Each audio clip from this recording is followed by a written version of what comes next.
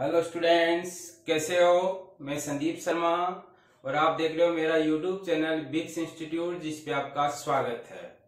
तो बच्चों, इससे प्रीवियस क्लास में अपन पढ़ चुके हैं कि गॉस लॉ की हेल्प से किस तरीके से आप इनफाइनाइट चार्ज वायर के कारण infinite charge uniformly non conducting seat और कंडक्टिंग सीट का इलेक्ट्रिक फील्ड कैसे कैलकुलेट करते हैं। आज अपन क्या देख रहे हैं कि एप्लीकेशन ऑफ गॉस लॉ में पार्ट 4 देख रहे हैं, जिसमें अपन कोई चार्ज स्फेरिकल सेल लेंगे यूनिफॉर्मली और उसके कारण कितना इलेक्ट्रिक फील्ड इंटेंसिटी प्रोड्यूस होगी उसको कैलकुलेट करेंगे। तो बच्चों, आपको सबसे पहले समझना यह जरूरी है कि आपके जो स्पेयर हैं वो दो तरीके के हो सकते हैं। एक आपके पास हो सकता है सॉलिड स्पेयर, दूसरा आपके पास हो सकता है होलो स्पेयर। तो इस तरीके से आप ये बोल सकते हो कि आपका जो चार्ज है वो अपन दो तरीके के स्पेयर पे डिस्ट्रीब्यूट कर सकते हैं, सॉलिड स्पेयर पर और एक होलो स्पेयर पर। अगर आप सॉलिड स्पेयर की बात करोगे तो जैसे मैंने ये कोई स्पेयर कंसीडर किया, अब इसको अगर आप चार्ज करोगे तो जो चार्ज है वो हमेशा इसके वॉल्यूम में यूनिफॉर्मली क्या होगा, डिस्ट्रीब्यूट होगा। यानी कि अगर जब भी आप सॉलिड स्पेयर की बात करोगे तो उसका चार्ज उसके वॉल्यूम में डिस्ट्रीब्यूट करना है। वहीं अगर आपके पास कोई होलो स्पेयर है तो उस पे जो चार्ज है वो हमेशा उसकी सरफेस पे यूनिफॉर्मली क्या होता है, डिस्ट्रीब्यूट होता है। तो पहली चीज तो आपको ये ध्यान रखनी है कि जिस तरीके से आपके पास सीट में चार्ज है वो उसके टाइप के अकॉर्डिंग अलग अलग तरीके से डिस्ट्रीब्यूट होता था, वैसे ही स्पेयर में चार्ज आपका दो तरीके से डिस्ट्रीब्यूट होगा, एक वॉल्यूम में और एक सरफेस पे। तो यहाँ आपके पास वॉल्यूम चार्ज डेंसिटी डिफाइन होगी और यहाँ आपके पास सरफेस चार्ज डेंसिटी डिफाइन होगी। दूसरा आपका जो सॉलिड स्पेयर है इसी का एक और नाम होता है non conducting sphere. Non conducting sphere का मीनिंग क्या हो गया कि ये आपका जो भी चार्ज देंगे वो इसके वॉल्यूम में ही डिस्ट्रीब्यूट रहेगा, अदर पार्ट पे क्या नहीं होगा, आपका सप्लाई नहीं होगा। ऐसे होलो स्पेयर का एक और नाम होता है कंडक्टिंग स्पेयर और इसी कंडक्टिंग स्पेयर को अपन एक और नाम दे सकते हैं आपका स्फेरिकल सेल। तो बच्चों ध्यान रखना, अगर आपको होलो स्पेयर का इलेक्ट्रिक फील्ड पूछा है तो वही इलेक्ट्रिक फील्ड होता है कंडक्टिंग स्पेयर का और वही इलेक्ट्रिक फील्ड होता है स्फेरिकल सेल का। तो ये तो आपके पास टाइप्स ऑफ स्पेयर हो गए कि आपके जितने भी स्पेयर्स हैं उनको आप क्या कर सकते हो, दो कैटेगरी में क्लासिफाई कर सकते हो। पहली कैटेगरी ऐसी आएगी जिसमें आपका चार्ज वॉल्यूम में प्रेजेंट होगा, दूसरी कैटेगरी ऐसी आएगी जिसमें चार्ज है वो आपका वॉल्यूम में डिस्ट्रीब्यूट ना होकर उसकी सरफेस पे डिस्ट्रीब्यूट होगा।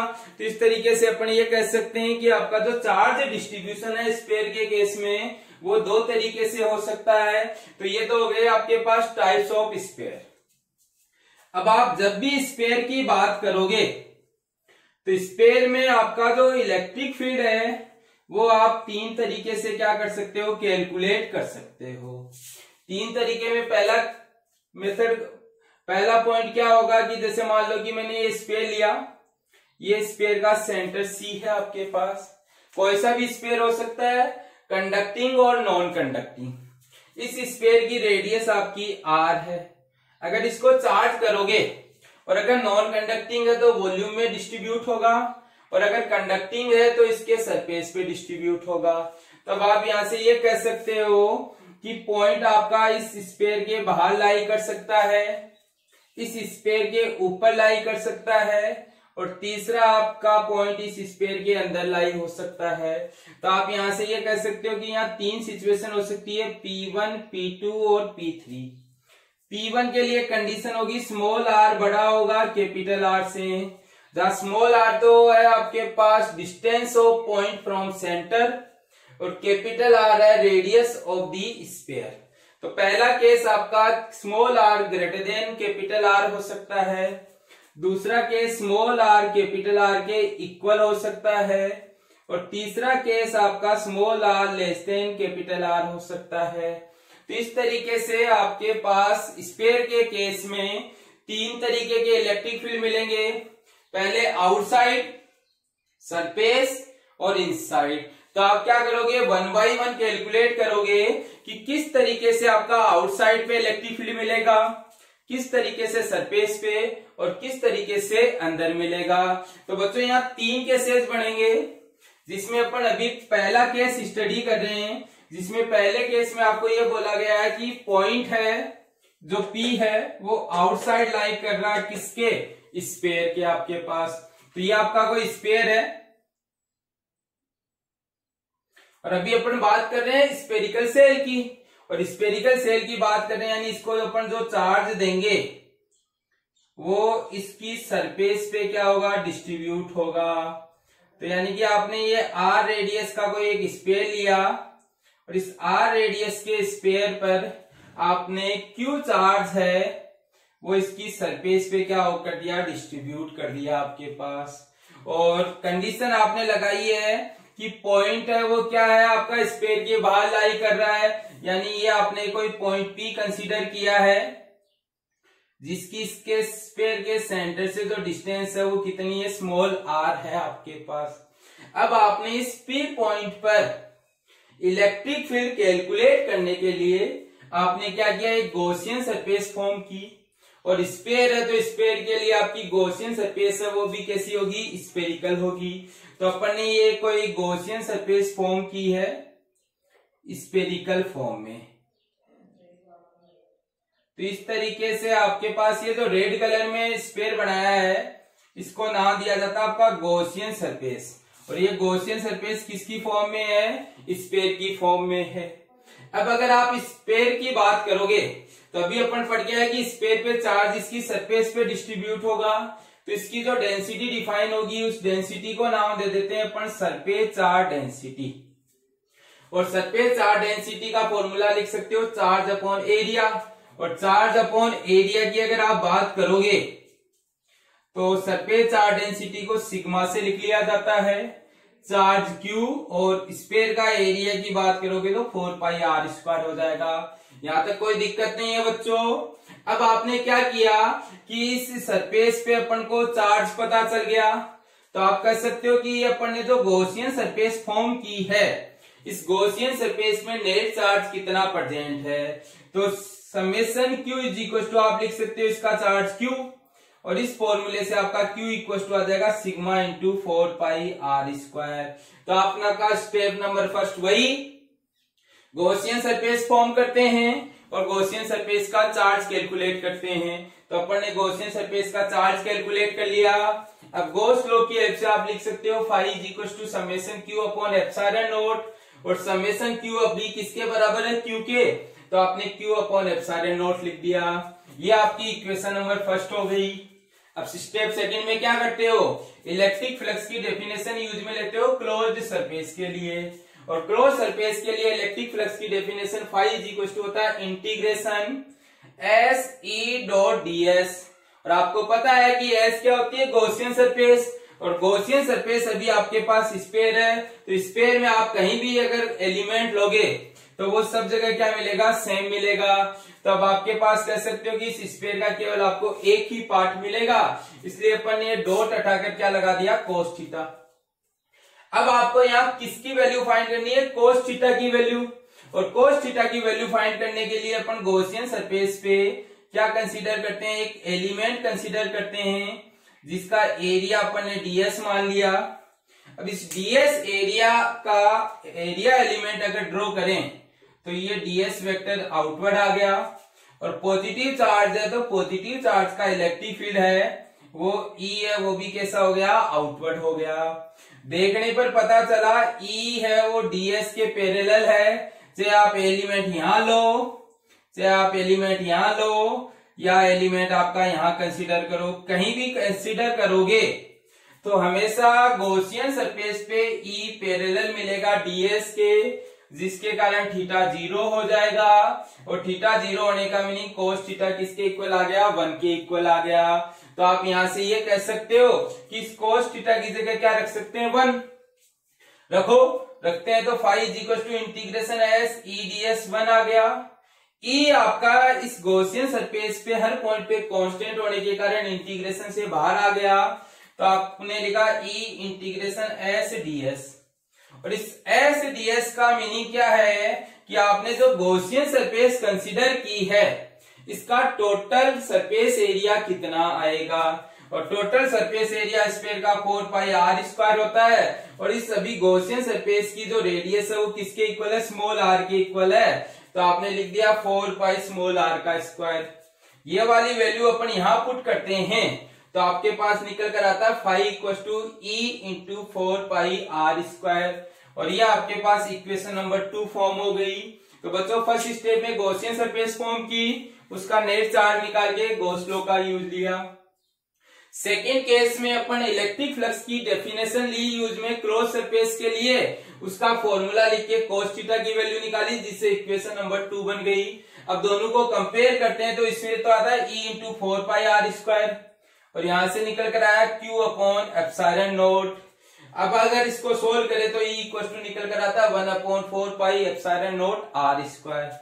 और यही इलेक्ट्रिक फील्ड किसका होता है, पॉइंट चार्ज का।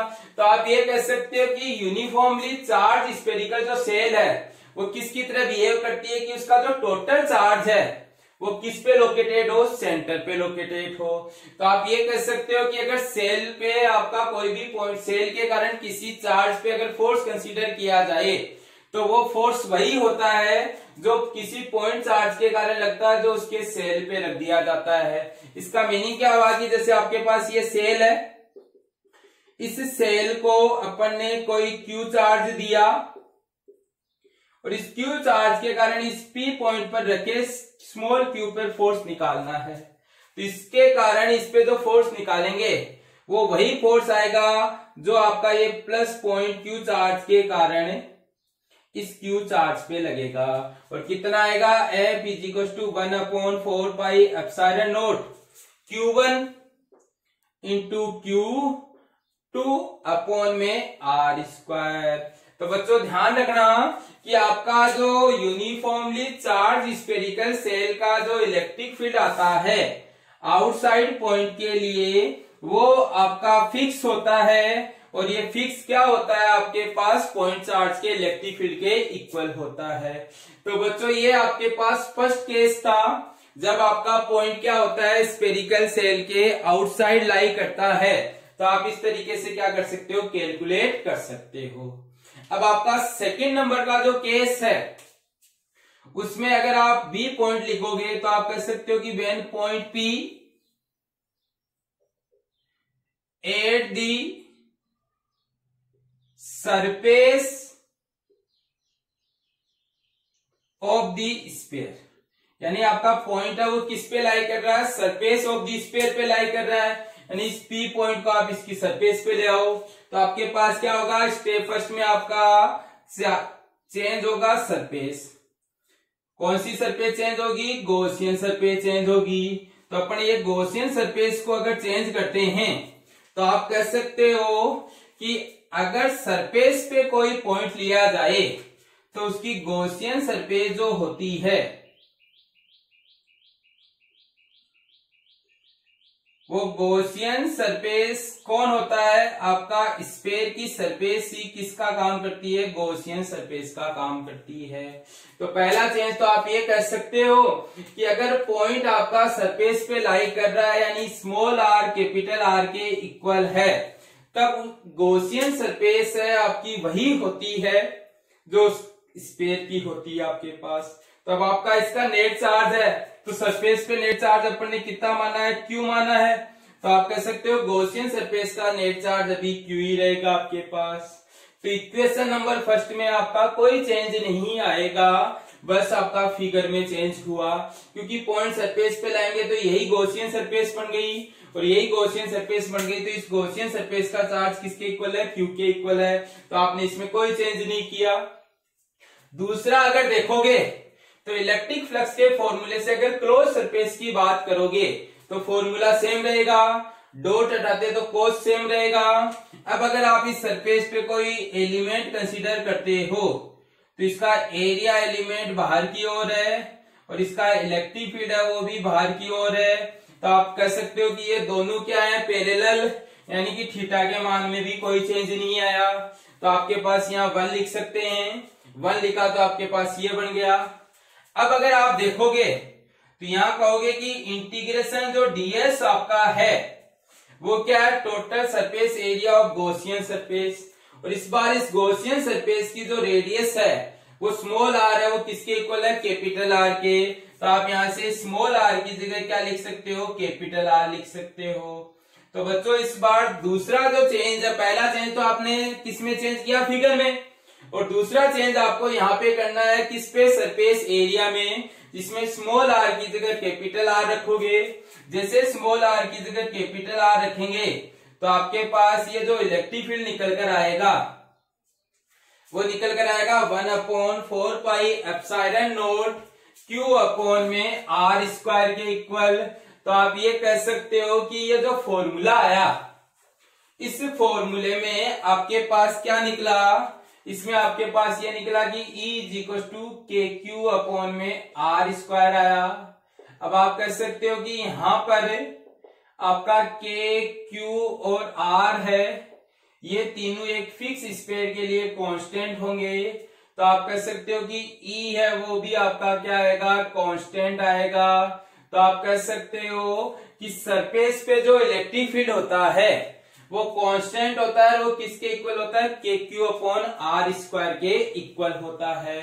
तो ये आपके पास कौन सा केस हो गया, सेकंड केस। जब पॉइंट आपका सरफेस पे लिया जाए तब आप ये कह सकते हो कि सरफेस पे लोकेटेड पॉइंट के लिए गॉसियन सरफेस आपकी स्फीयर की सरफेस ही होती है, जिसके कारण नेट चार्ज में कोई डिफरेंस नहीं आता है। डिफरेंस किस में आता है, surface area of Gaussian surface में आता है, जहां स्मॉल आर की जगह आप क्या यूज में ले सकते हो, कैपिटल आर यूज में ले सकते हो। बच्चों इसमें भी आपको किसी तरीके की दिक्कत नहीं होनी चाहिए। अगर फर्स्ट आ गया तो आपको सेकंड भी आ जाएगा। क्लियर है यहां तक।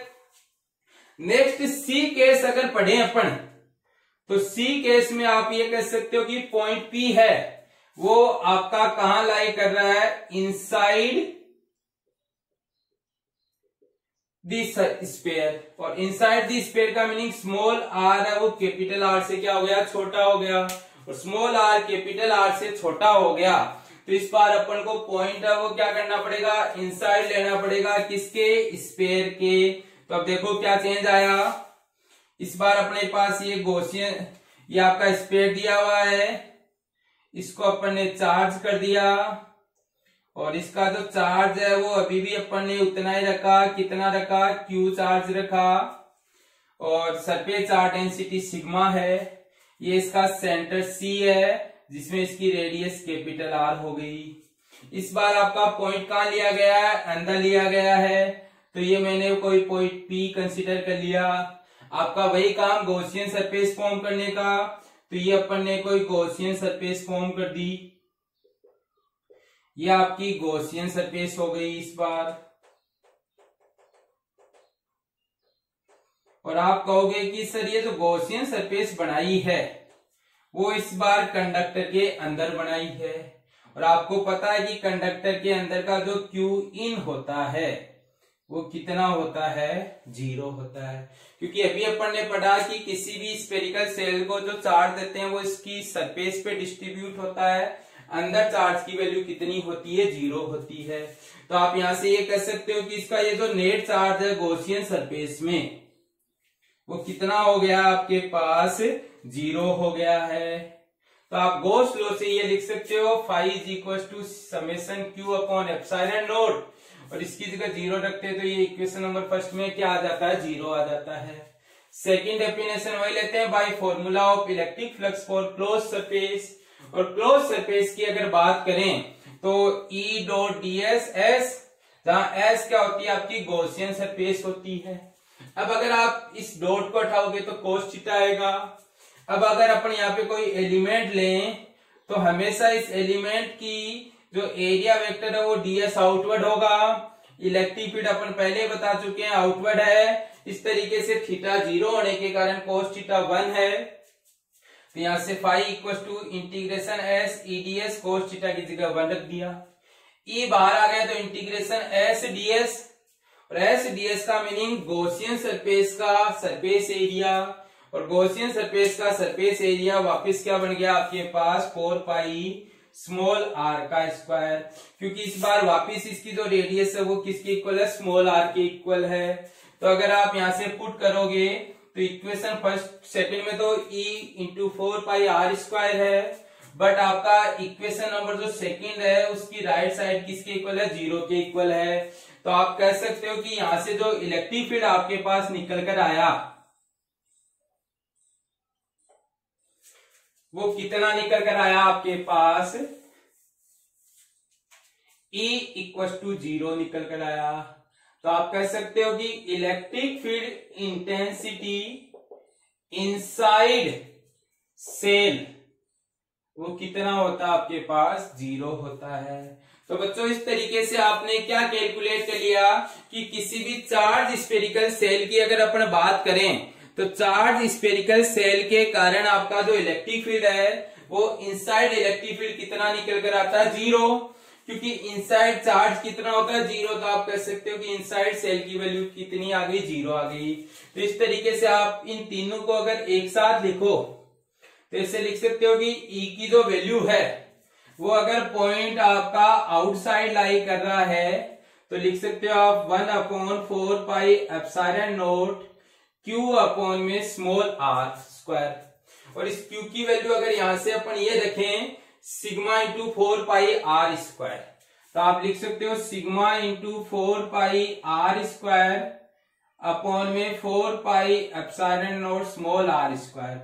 4 पाई से 4 पाई तो कट गया और यहां से आ गया स्मॉल r स्क्वायर अपॉन में epsilon not capital R square upon में स्मॉल r स्क्वायर। तो ये फर्स्ट केस में आपका इलेक्ट्रिक फील्ड आ गया है जब आपका पॉइंट है वो आउटसाइड लाई करता है। तो चार्ज की फॉर्म में ये फॉर्मूला यूज में ले सकते हो और डेंसिटी की फॉर्म में ये फॉर्मूला यूज में ले सकते हैं। दूसरा आपने पढ़ा 1/4 पाई एप्सिलॉन नॉट Q अपॉन में कैपिटल R स्क्वायर, और यही अपन ये वैल्यू रखें sigma into 4 pi capital R square upon में 4 pi epsilon not capital R square. 4 पाई से 4 पाई कैपिटल R स्क्वायर से कैपिटल R स्क्वायर, और यहां निकल कर आया सिग्मा अपॉन एप्सिलॉन नॉट। ये तब आया जब R इक्वल टू R है। तो आप कह सकते हो कि सरफेस पे जो इलेक्ट्रिक फील्ड है वो KQ अपॉन R स्क्वायर या सिग्मा अपॉन R स्क्वायर के क्या होता है आपका, इक्वल होता है। तो बच्चों इसमें भी आपको किसी तरीके की दिक्कत नहीं होनी चाहिए। तीसरा केस अपन पढ़ चुके हैं कि जब R less than capital R होता है तब इलेक्ट्रिक फील्ड कितना निकल कर आता है, 0 निकल कर आता है। तो बच्चों ये आपका चार्ज स्फेरिकल सेल से मिलने वाला इलेक्ट्रिक फील्ड है कि आपका अगर कोई स्फेरिकल सेल है वो चार्ज की जाए तो आपका जो इलेक्ट्रिक फील्ड प्रोड्यूस होता है वो आपका 3 केसेज में प्रोड्यूस होता है, जिसमें पॉइंट आपका आउटसाइड लाई कर सकता है, पॉइंट आपका सरफेस पे लाई कर सकता है और पॉइंट आपका इनसाइड लाई कर सकता है। अगर सरफेस पे लाई करता है तो कांस्टेंट मिलेगा, इनसाइड लाई करता है तो 0 मिलेगा, और आउटसाइड पॉइंट के लिए सिमिलर होता है पॉइंट चार्ज के। अब आप यहां से इसका क्या कर सकते हो, ग्राफ भी ड्रॉ कर सकते हो। ग्राफ ड्रॉ करने के लिए अपन एक साइड तो डिस्टेंस ऑफ पॉइंट ली, एक साइड अपन ने इलेक्ट्रिक फील्ड लिया। अब यहाँ 3 केस बने। पहला case R equal to R है, एक R ग्रेटर देन R है और एक R लेस देन R है। तो अगर आप यहां देखोगे तो सरफेस पे तो आपका इलेक्ट्रिक फील्ड है वो कांस्टेंट है, और वो कांस्टेंट किसके इक्वल है, KQ अपॉन R स्क्वायर, या इसी को सिग्मा अपॉन एप्सिलॉन नॉट लिख सकते हैं। ये किसकी बात हो रही है, एट सरफेस। देखो फॉर्मूला लिखा हुआ है आपका। ऐसे ही अगर आप इनसाइड बात करोगे तो इनसाइड इलेक्ट्रिक फील्ड कितना है, 0 है। तो ये आपकी कहां बात हो रही है, इनसाइड बात हो रही है किसके, स्फीयर के। इससे अगर अपन आउटसाइड बात करें तो आउटसाइड आपका E है वो इनवर्सली प्रोपोर्शनल है किसके, R स्क्वायर के, क्योंकि E का फॉर्मूला है KQ अपॉन में स्मॉल R स्क्वायर। तो यहां से कह सकते हो E इनवर्सली प्रोपोर्शनल क्या है, R स्क्वायर। तो बच्चों ये आपके पास क्या आया है, इलेक्ट्रिक फील्ड इंटेंसिटी आई है, किसके कारण, आप लिख सकते हो variation of electric field intensity with distance for uniformly charge spherical shell. तो बच्चों इसमें अगर किसी बच्चे को कोई दिक्कत हो तो वो कमेंट सेक्शन में कमेंट करके या व्हाट्सएप नंबर पे व्हाट्सएप करके पूछ सकता है। सिंपल है। स्टेप फर्स्ट कौन सा लेना है, गॉसियन सरफेस और Gauss law. Step second electric flux for close surface. Step third में दोनों को कंपेयर करके सोल्व करना है, तो आपके पास नेट रिजल्ट आ जाएगा। कोई दिक्कत नहीं है बच्चों इसमें। तो बच्चों मेरा आपसे निवेदन है कि वीडियो के बारे में सुझाव दें, आपको पढ़ाया हुआ कैसा लग रहा है, समझ में आ रहा है या नहीं आ रहा। इसी के साथ साथ आप वीडियो को शेयर कीजिए, लाइक कीजिए, प्लीज लाइक करना ना भूले वीडियो को। Thank you.